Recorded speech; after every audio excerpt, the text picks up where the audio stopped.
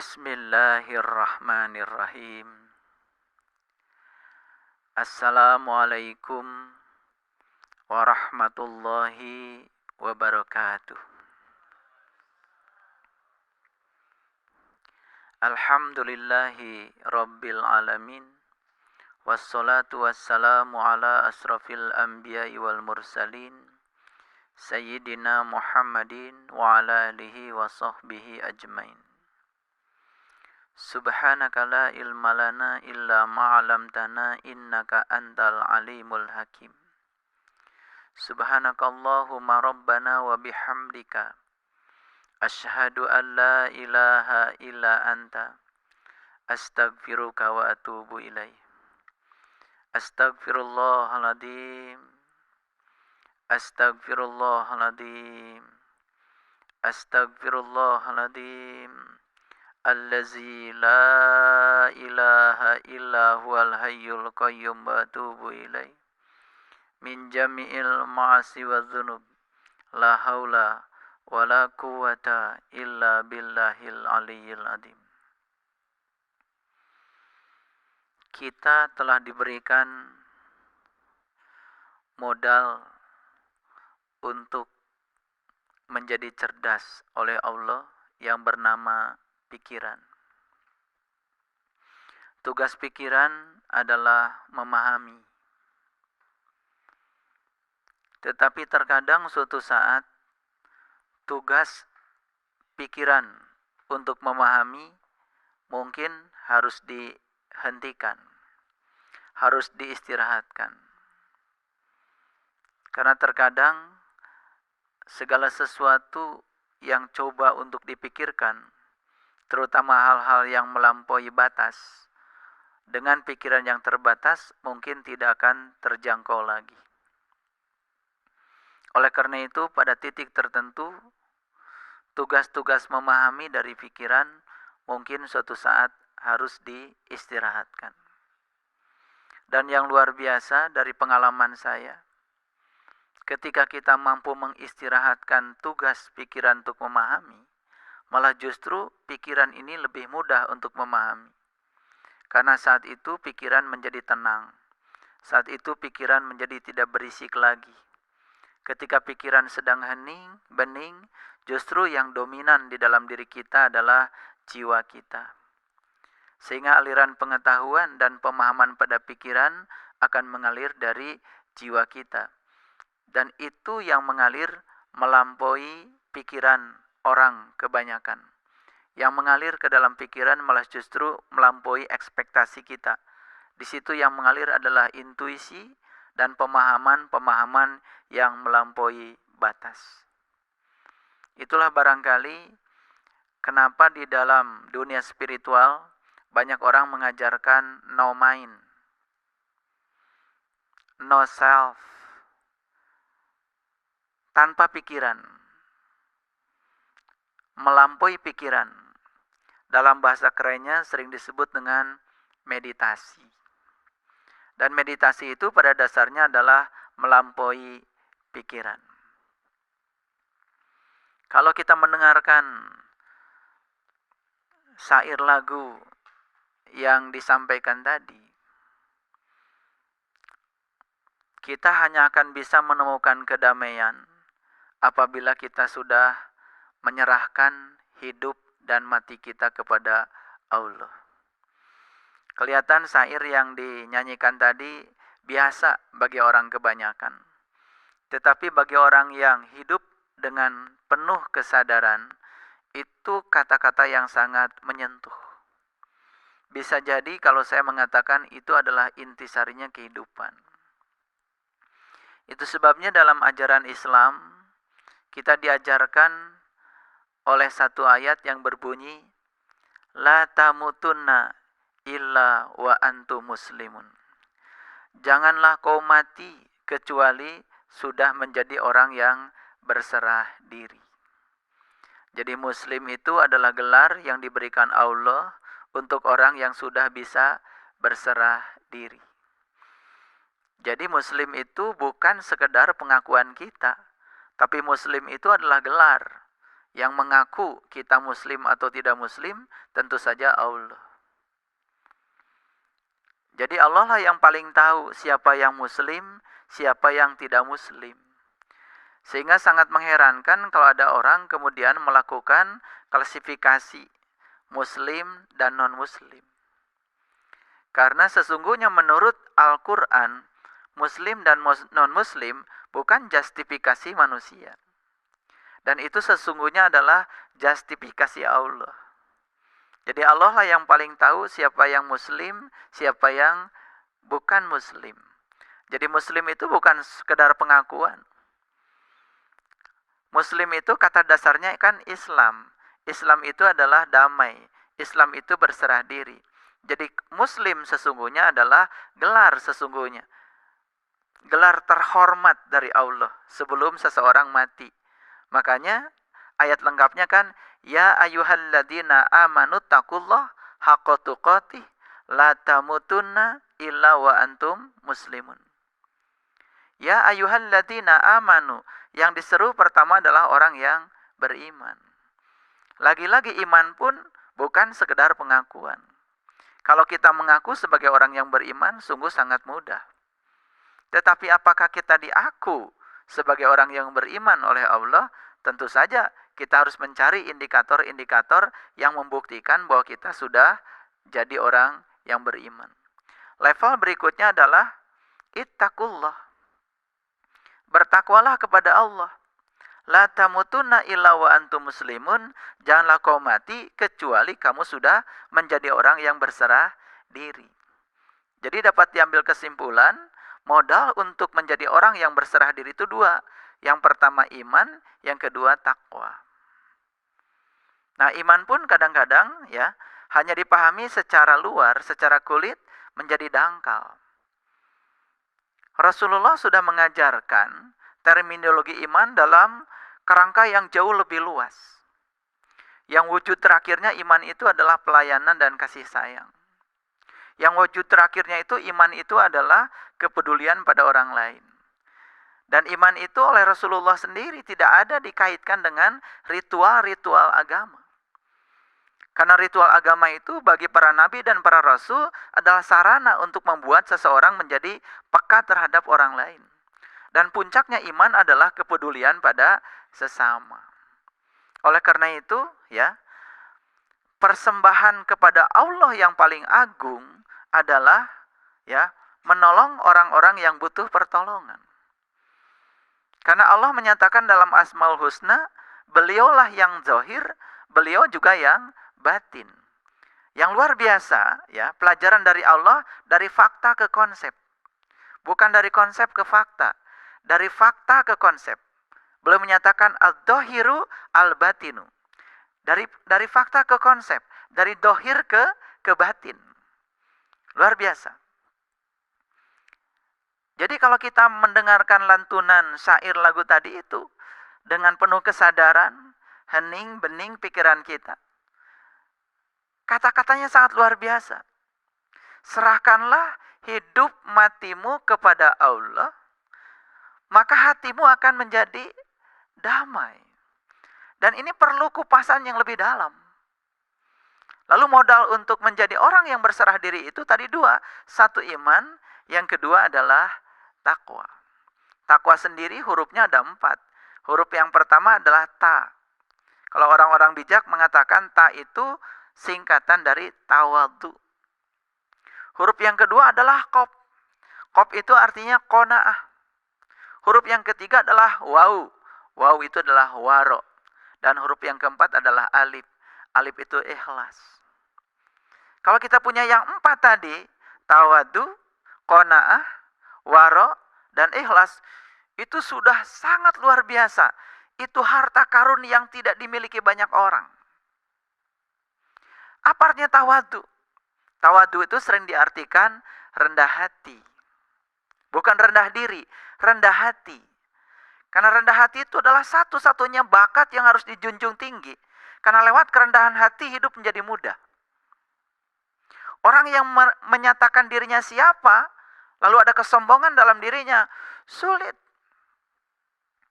Datang ke sebuah forum untuk duduk saja, orang yang merasa dirinya siapa, sulit.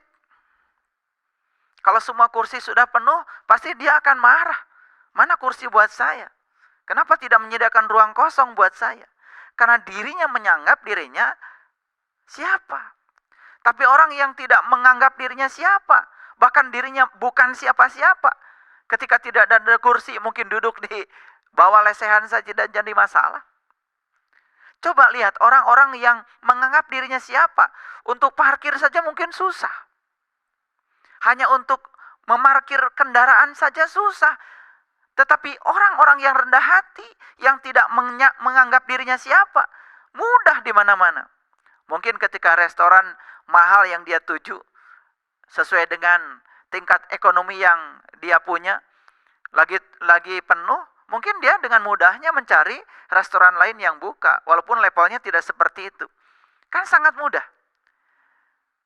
Banyak orang yang tidak sadar bahwa sesungguhnya ketika dia kehilangan rasa tawadu, sifat rendah hati, hidup menjadi susah. Lalu modal yang kedua adalah qanaah. Qanaah itu adalah menerima segala sesuatu apa adanya. Dan kedamaian itu kuncinya adalah bisa melampaui dualitas. Bisa menerima orang baik dan orang yang tidak baik apa adanya. Dan disitulah sesungguhnya letak kesempurnaan. Banyak orang yang mengira kesempurnaan itu ketika kita bisa menciptakan sebuah kondisi di luar diri kita sesuai dengan apa yang dimaui oleh kita. Lalu kita merasa bahagia dengan itu. Padahal sesungguhnya kita tidak punya kemampuan untuk menciptakan kondisi di luar diri kita seperti yang kita mau. Yang paling mudah untuk dilakukan adalah menciptakan kondisi di dalam pikiran kita. Ketika pikiran itu bisa menerima apapun yang terjadi, disitulah adanya qanaah. Dan orang-orang yang qanaah dekat dengan damai. Dan yang ketiga adalah waro. Waro itu sering diartikan malu oleh diri sendiri, malu oleh orang lain, dan malu oleh Allah. Nah, rasa malu itu kata Rasulullah adalah bentengnya iman. Orang yang tidak malu oleh dirinya sendiri, dia kira ketika dia berbohong pada orang lain, dia sedang menipu orang lain. Tapi orang yang malu oleh dirinya sendiri, berbohong, sesungguhnya dia sadar, sesungguhnya yang sedang dirugikan adalah dirinya sendiri. Makanya orang yang semacam itu mungkin kalau sekali-kali pun dia dengan terpaksa harus berbohong, pasti dia akan merasa tersiksa batinnya. Itu yang disebut dengan dosa. Dosa itu adalah penyimpangan perbuatan kita, pikiran kita, dan kata-kata kita dari fitrahnya jiwa. Dan saat jiwa itu fitrahnya dilanggar, maka jiwa itu akan memasuki dimensi penyesalan yang dalam, dan itu sangat menyiksa. Yang luar biasa, banyak orang yang mungkin melakukan penyimpangan pikiran, penyimpangan kata-kata dan perbuatan, tetapi tidak merasa tersiksa batinnya. Nah, kalau yang sudah di dimensi itu sudah kehilangan rasa kemanusiaan. Sebagai manusia, sudah tidak ada harga kemanusiaannya lagi. Dan itu sesungguhnya kondisi yang sangat mengerikan ya, bagi orang-orang yang sadar. Itu modal yang pertama iman, modal yang kedua adalah takwa. Itu yang akan mengantarkan kita untuk mudah berserah diri. Makanya ya ayyuhalladzina amanu taqullaha haqqa tuqatih wa la tamutunna illa wa antum muslimun. Siapa sesungguhnya muslim bagi Allah? Yang berserah diri. Apapun keyakinannya, apapun bajunya, menjadi tidak masalah. Itu sebabnya Allah mengatakan sesungguhnya yang paling mulia di hadapanku adalah yang paling bertakwa.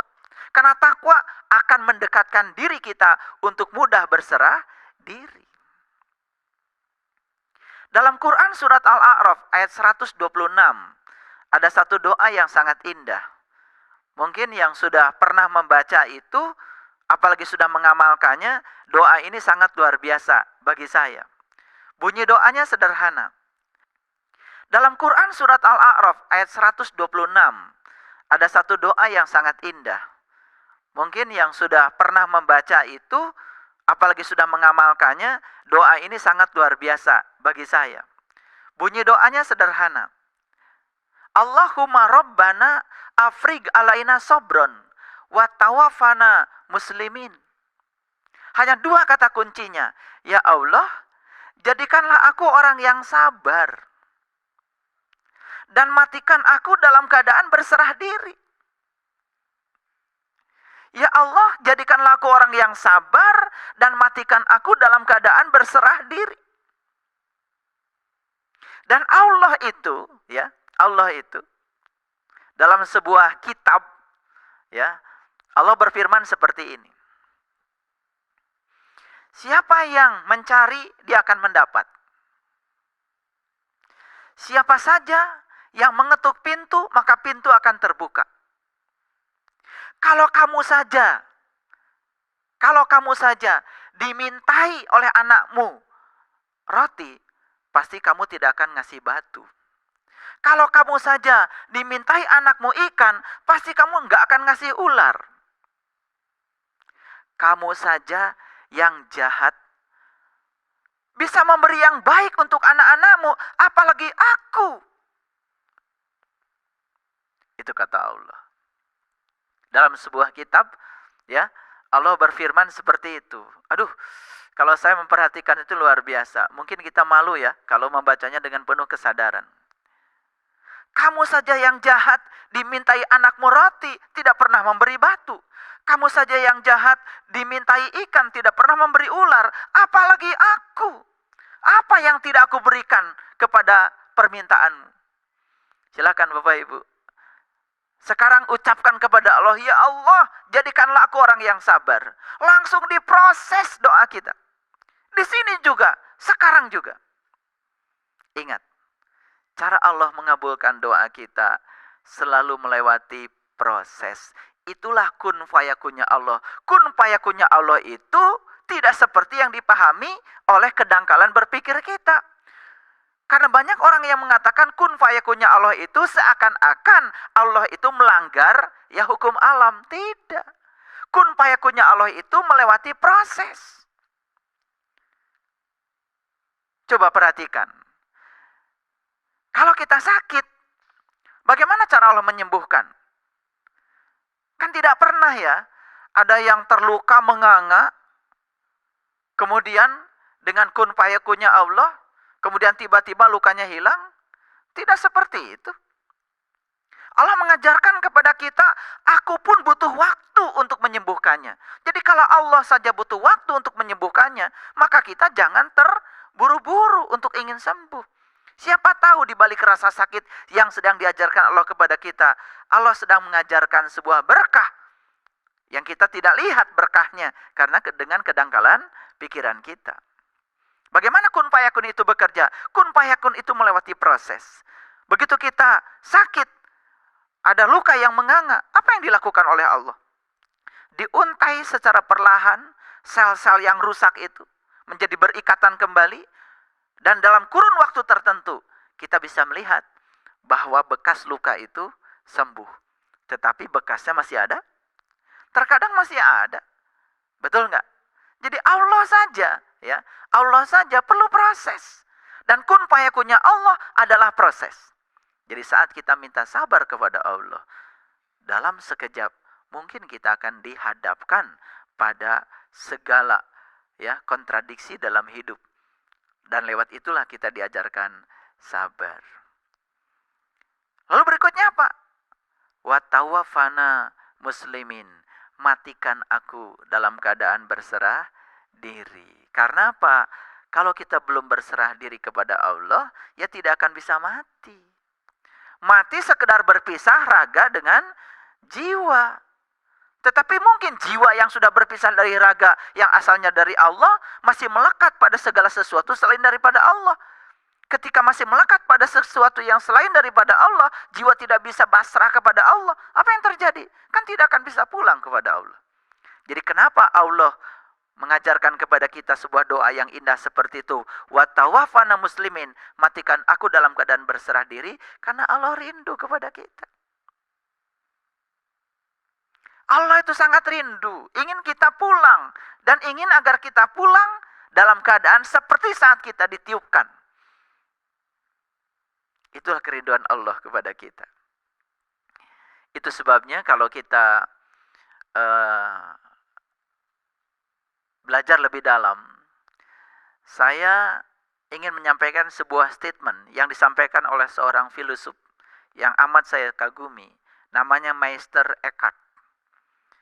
Beliau menyatakan satu kalimat yang sangat luar biasa. Kalimatnya seperti ini: untuk mengenali Tuhan secara langsung, aku harus sepenuhnya menjadi Dia, dan Dia menjadi aku, sehingga Dia dan aku menjadi satu, yaitu aku. Nah, kalau saya bicara seperti ini kan nggak kelihatan, tapi kalau ditayangkan ya tulisannya, ya saya jelaskan. Untuk mengenali Tuhan secara langsung, aku itu akunya kecil, A-nya kecil, K-nya kecil, U-nya kecil. Aku yang kecil, aku harus sepenuhnya menjadi Dia. Dia, D-nya besar, I-nya besar, A-nya besar. Dan Dia menjadi aku, akunya masih kecil. Sehingga Dia dan akunya masih kecil, menjadi satu, yaitu aku. Nah, ini A-nya besar, K-nya besar, U-nya besar. Jadi aku yang sudah besar semua itu perpaduan antara Dia dengan aku yang kecil. Itu yang namanya tauhid. Dan untuk mengenali Tuhan secara langsung, maka aku harus sepenuhnya menjadi Dia. Ini perlu upaya yang sangat luar biasa untuk menjadikan agar aku menjadi Dia. Makanya kita diajarkanlah sifat-sifat Dia, asma-asma Dia, karya-karya Dia. Supaya apa? Supaya kita banyak belajar dari akhlaknya Dia, agar aku menjadi seperti Dia. Makanya kalau di Quran ada kata-kata yang sangat indah, ya. Berbuat baiklah kamu seperti aku berbuat baik padamu. Kalau itu saja bisa kita lakukan, itu memudahkan kita untuk mengenali Dia secara langsung. Karena banyak orang yang mungkin tidak sadar mengenali Tuhan lewat asmanya tidak akan nyampe kepada Tuhan. Mengenali Tuhan lewat karyanya mungkin juga tidak akan sampai kepada Tuhan. Mengenali Tuhan lewat sifat-sifatnya tidak akan sampai kepada Tuhan. Ayo, dengan menghafal Asmaul Husna 99 tidak ada jaminan sampai pada Tuhan. Dengan menghafalkan sifat 20 tidak ada jaminan kita sampai kepada Tuhan. Dengan mempelajari sains dan hukum alam, mungkin juga kalau tidak ada kesadaran, ya, tidak akan sampai kepada Tuhan. Kecuali kesadaran yang sudah dicapai oleh orang-orang yang sudah bisa menyatukan antara sains dengan agama. Coba, ada satu pernyataan yang sangat luar biasa dari seorang saintis dari Jepang. Beliau namanya Profesor Masaru Emoto. Beliau menyatakan seperti ini: ingatlah, saat kita di rahim ibu, 96% tubuh kita adalah air. Ingatlah, ketika kita lahir ke alam dunia, 85% tubuh kita air. Ingat, ketika kita sudah dewasa, sedewasa-dewasanya kita, itu paling minimal di tubuh kita ada air 70%. Maka beliau mengatakan, sesungguhnya manusia itu adalah air. Nah, berangkat dari sebuah fakta bahwa manusia itu adalah air, lalu beliau melakukan sebuah penyelidikan yang dalam tentang sifat-sifat air. Yang luar biasa. Ada tulisan seperti ini: mari kita kerjakan. Tulisan itu kemudian ditempel pada air. Setelah itu air dibekukan. Kemudian air, ya, dilihat kristalnya. Kemudian ada tulisan yang lain: kerjakan. Kalau yang tadi tulisannya mari kita kerjakan, yang satu lagi kerjakan. Ditempelkan lagi pada air, dibekukan min 25 derajat Celcius, kemudian dilihat struktur kristalnya. Ternyata yang kerjakan dengan mari kita kerjakan, itu struktur kristalnya sangat berbeda.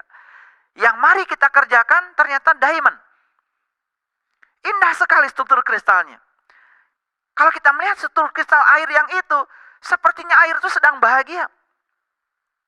Bayangkan, seorang atasan di pabrik, karena dia sebagai bos, pernah nggak melakukan sebuah instruksi dengan kata-kata, mari kita kerjakan. Atau kerjakan. Atau dengan nada yang tinggi, atau dengan kemarahan, atau dengan penuh dengan tekanan. Perhatikan, yang disuruh siapa? Manusia. Sedangkan manusia itu kan dalamnya air. Bayangkan struktur kristal air pada tubuh manusia. Sehingga jangan heran kalau orang di tempat kerja sakit. Kita tarik sekarang ke rumah. Ayo, kita belajar. Mana lebih banyak kita melakukan? Apakah kita sering mengajak anak atau menyuruh anak? Jangan-jangan di rumah yang sering terjadi adalah suruhan. Kerjakan, belajar, sapu, bersihkan. Mungkin perintah-perintah itu yang sering keluar dari mulut kita. Dengan penemuan sains yang tingkatannya seperti itu, dengan dibarengi oleh kesadaran bahwa air adalah ciptaan Tuhan, dan Tuhan menciptakan segala sesuatu pasti ada maksudnya. Dan ternyata kenapa bumi kita 2/3 air? Dan kenapa tubuh kita 70% air? Dan kenapa air yang paling dominan dalam tubuh kita?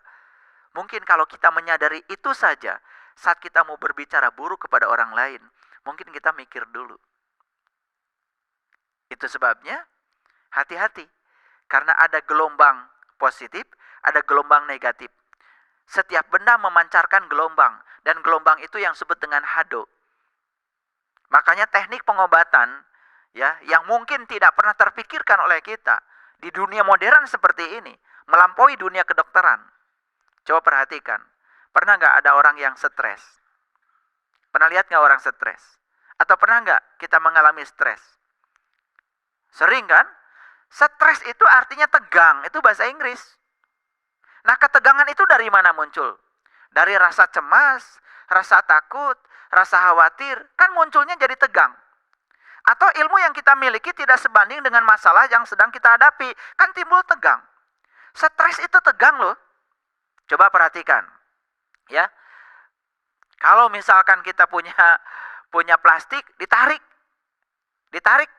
itu kan tegang. Kita punya tali ditarik, kan tegang. Betul nggak? Tegang itu stres. Nah, dari mana ketegangan itu muncul? Tegang itu kan kebalikan dari apa? Relax. Jadi stres itu tegang, kebalikannya apa? Relax. Begitu kita sedang stres, maka air yang di dalam tubuh kita sedang memancarkan gelombang ketegangan. Nah, gelombang ketegangan itu harus dilawan oleh gelombang lagi. Gelombang apa? Gelombang yang tidak tegang. Jadi cukup mengambil air, kemudian tulisi, relax. Tempelkan pada air. Nah, air dalam tubuh kita yang sedang memancarkan hado, gelombang yang tegang tadi, kemudian masukkanlah air yang cuma ditempeli tulisan relax. Mungkin tidak percaya kalau itu ternyata bisa menghilangkan ketegangan. Murah, sangat murah, tapi itu sangat luar biasa. Itu sains. Dalam fisika ada penemuan baru. Kenapa? Bising itu kan selama ini dihilangkan dengan apa? Menutup pintu. Atau ya, memasang peredam. Sekarang fisika sudah menemukan teori baru. Penemuan baru apa? Suara yang bising bisa ditiadakan dengan suara yang bising lagi. Jadi di titik tertentu ada suara bising, dihadirkan suara yang bising juga, tetapi kebalikannya, ternyata di situ terjadi kesunyian yang luar biasa. Kenapa? Suara bising itu gelombang. Kalau gelombang itu ada puncaknya, ada lembahnya. Ciptakan lagi gelombang yang kebalikan dari itu. Sama-sama bising, tetapi gelombangnya berbeda, kebalikannya. Begitu dijumlahkan terjadi yang namanya ya interferensi atau yang disebut dengan resonansi. Interferensinya namanya interferensi destruktif. Maka suara dihilangkan dengan suara. Jadi kalau gelombang bisa dilawan dengan gelombang, saat kita sedang stres memancarkan gelombang, alirkan ke dalam tubuh kita. Gelombang yang kebalikannya, stresnya jadi hilang. Luar biasa. Inilah pertemuan antara sains dengan spiritual. Ternyata kita semakin diyakinkan bahwa sains berasal dari Allah. Ajaran agama dari Allah. Berarti dari sumber yang sama. Suatu saat akan bertemu di danau yang sama. Beruntunglah mereka yang sudah punya danau, yang sudah ketiban dua aliran pengetahuan. Satu pengetahuan tentang sains, yang kedua pengetahuan tentang agama. Begitu bertemu di titik temunya, disitulah kita akan menemukan manfaat yang sangat luar biasa. Jadi untuk mengenali Tuhan secara langsung, aku harus menjadi sepenuhnya seperti Dia. Bahkan harus menjadi Dia.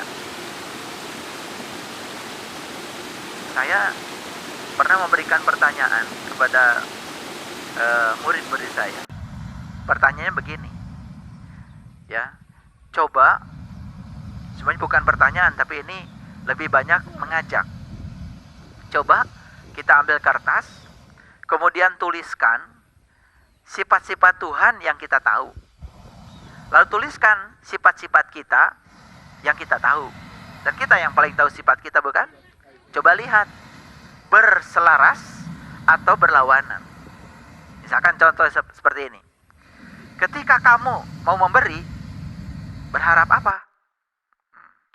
Ketika Tuhan memberi, berharap apa? Beda? Atau sudah selaras? Jadi Tuhan memberi tidak berharap apa-apa. Tuhan memberi, ya memberi saja. Karena beliau punya cinta yang tanpa batas. Memberi dengan cinta. Nah sekarang kita memberi dengan cinta atau kita berharap sesuatu dari pemberian kita? Beda? Beda apa sama? Nah beda. Itu baru satu. Berikutnya cek apa akibatnya. Karena Tuhan memberi dengan cinta tanpa berharap apa-apa, maka Tuhan gak pernah kecewa. Kita kenapa kecewa terus-menerus? Karena kita berharap apa-apa. Tuh, beda. Kalau gitu Tuhan bahagia? Tuhan bahagia dengan pemberiannya. Sekarang tanya lagi kita, apakah kita bahagia ketika memberi? Nah, kalau kita memberi merasa kehilangan dengan apa yang kita beri dan kita tidak bahagia, berarti banyak sekali kan sifat yang berlawanan. Bagaimana kita bisa mengenal Tuhan secara langsung selama kita belum sepenuhnya menjadi Dia? Tahajud kita karena kecintaan kita kepada Tuhan, atau karena kita berharap surganya Tuhan? Kayaknya orang yang berharap surganya Tuhan mungkin tidak ada tahajud kalau Tuhan mengumumkan sekarang surga sudah nggak ada lagi.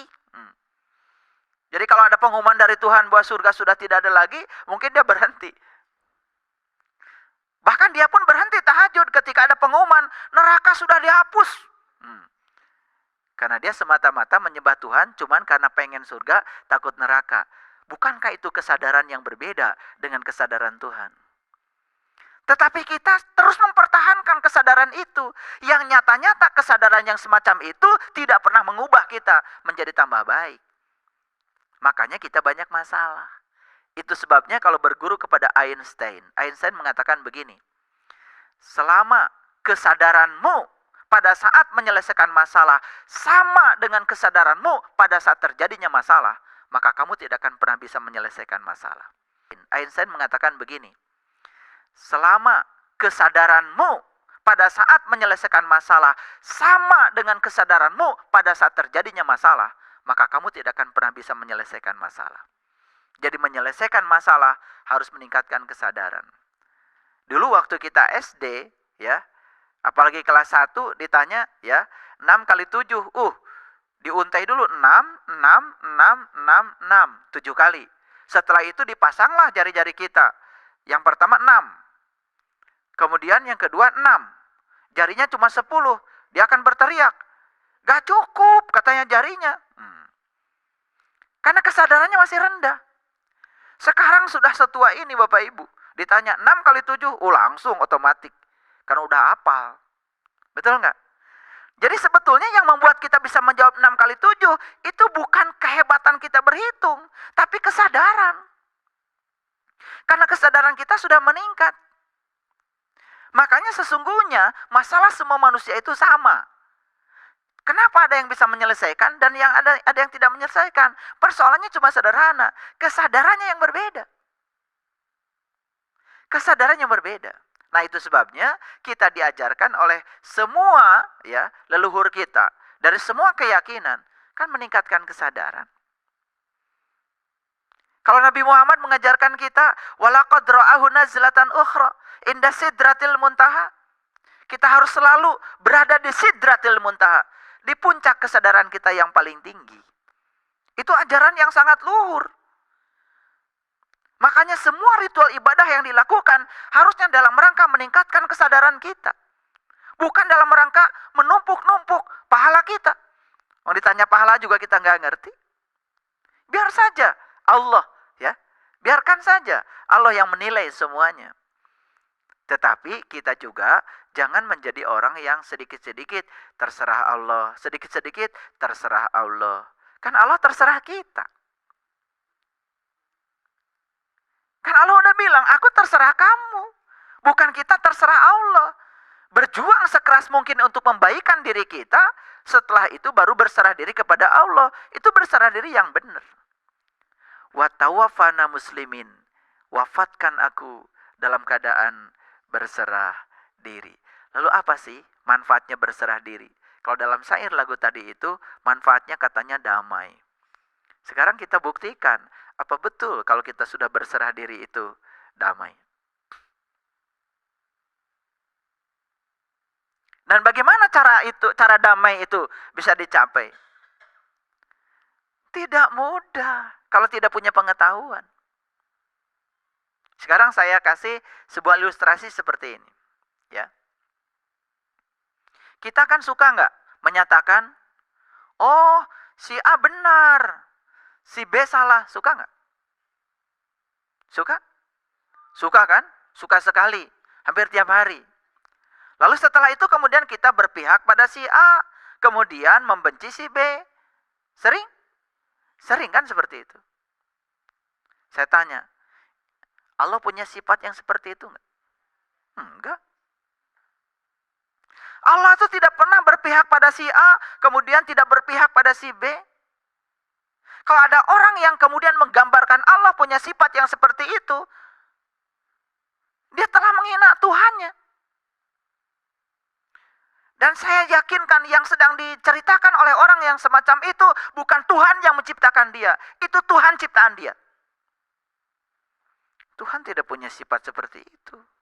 Tuhan tidak pernah berpihak pada si A, kemudian tidak berpihak pada si B. Karena Tuhan tidak pernah terjebak oleh benar salah. Nah, oleh karena itu gimana caranya supaya kita tidak terjebak benar salah? Yakini saja apapun yang terjadi kebenaran. Ini perlu pemahaman nih. Ulangi lagi. Supaya tidak terjebak benar salah, yakini saja segala sesuatu sebagai kebenaran. Yang terjadi, terjadilah. Tugas kita menangkap pesan di balik semua yang terjadi. Yang terjadi kita sukai, yang terjadi kita tidak sukai, tangkap saja. Di balik itu maksud Tuhan apa? Kan itu yang membuat kita jadi pintar. Makanya dua kata terakhir dari Asmaul Husna, ar-rasid baru as-sabur. Hanya cerdas yang membuat seseorang menjadi sabar. Sabar itu tidak dimiliki oleh orang bodoh. Sabar itu perlu pakai ilmu kok. Makanya orang yang tidak pernah sabar cuma satu kuncinya, gak punya ilmu. Apa ilmu sabar? Ilmu sabar itu satu, cerdas. Perlu dibuktikan? Ayo kita buktikan. Contoh, kalau kita punya kecerdasan, kita jadi sabar. Contoh, ya, kita keluar dari rumah. Dalam diri kita ada rasa cemas. Rasa cemas. Cemasnya sederhana. Misalnya, mobil saya baru saja dicuci. Ya, takut kotor, takut kegesrek, atau apa saja. Cemas. Perhatikan, saat sedang cemas, sebetulnya ya, tubuh kita sedang memancarkan hado, gelombang kecemasan.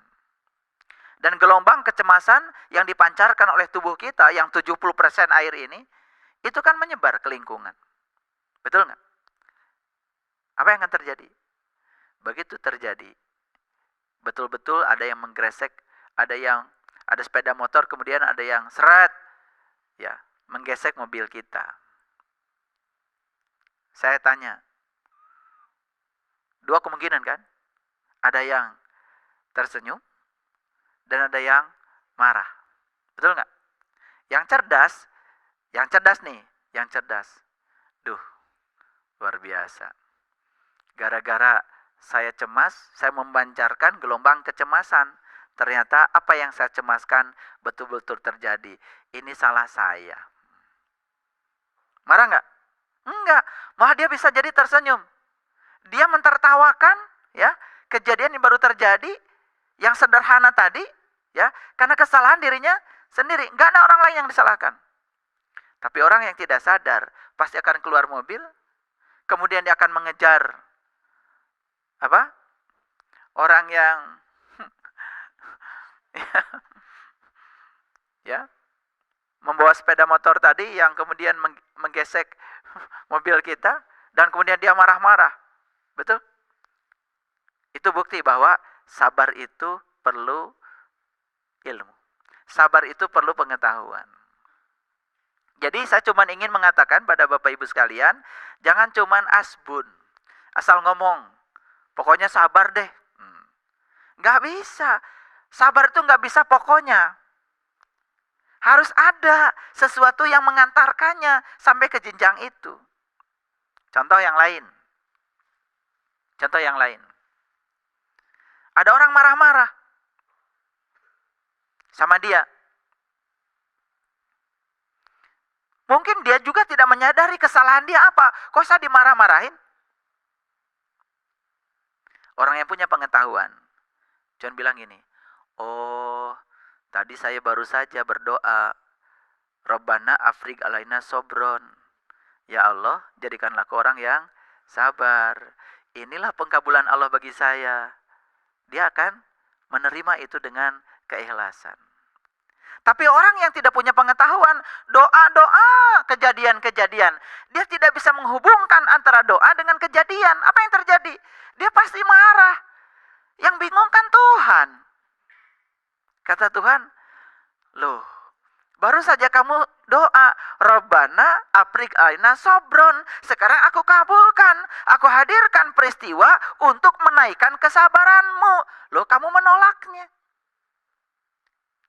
Jadi saat berdoa, antara dia dengan Tuhan kan masih gaib.